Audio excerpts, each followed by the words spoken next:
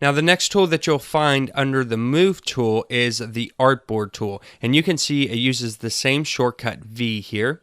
And what the Artboard tool does is it's going to allow us to create different size artboards that we can use inside of Photoshop. And you can think of artboards like extra canvases. You can have as many artboards or canvases as you want at different resolutions and work on all of them at the same time. It's a really handy feature of Photoshop.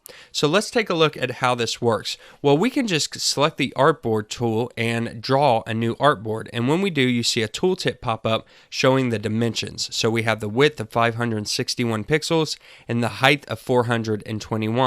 We can also constrain the aspect ratio like we would do with a selection tool or a shape tool, and when I hold down shift you can see that those numbers are making an even square, 550 by 550. Now if we let go, it'll go ahead and create that artboard for us, and you can see it's also made that artboard in the layers panel over on the right hand side.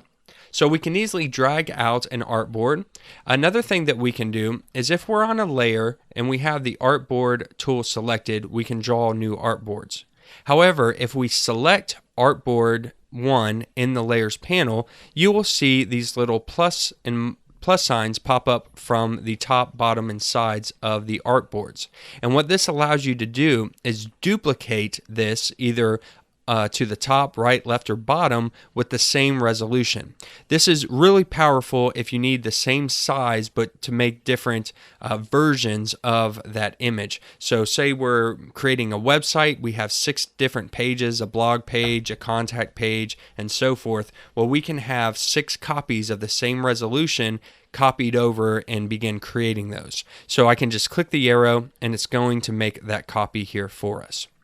So we can create artboards either by click and dragging, or we can duplicate the artboards in that manner by clicking those plus buttons.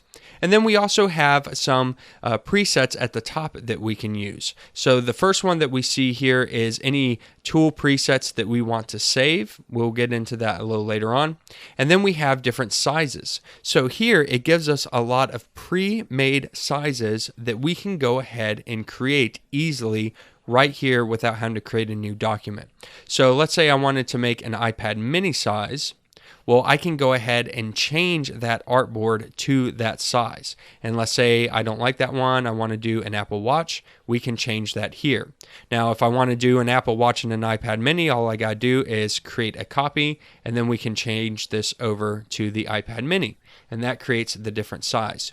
You can also manually punch in the width and height, so if you know the exact dimensions of the artboard, you can use the Artboard tool and the options at the top and it will change for you. Then we have a couple other features over here to the right hand side. We can make them portrait or landscape. So if we go back to Artboard 1, you can see that it's a portrait size. We can click on the landscape and it will flip it automatically for us. That's a great easy way to flip those or rotate those automatically.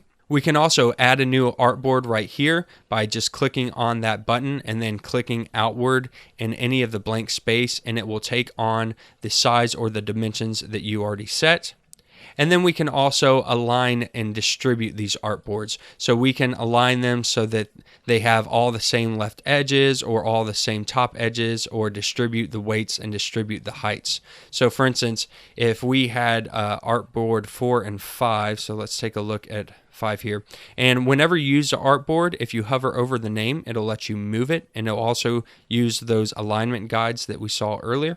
But if we move these over, let's say they're off to the right, but we want them to be centered up to the left, 4 and 5, we can highlight those two. I'll hold down Control or Command and select Artboard 4 and 5. I can go to that icon, and now we can align them with the left edges. I click on that, and now they're perfectly aligned to the left. So it's a great way to arrange and align your artboards. Finally, at the end, we have some options that you can set: auto nesting layers, auto size canvases, keep relative position during layer reordering, and shrink wrap canvas on size. Some of those you might need to know. I'm not going to go into the details of that right now because I just want to go over these tools, but you can always check Adobe's website and they have information on all of these settings for you. But that's how we use the Artboard tool, and it's a really great way of just really working in Photoshop now. They didn't have this for a while, and now they do, and I love it because it means we can work on different size resolutions all within one document, because all of these artboards are still being saved under one PSD file here.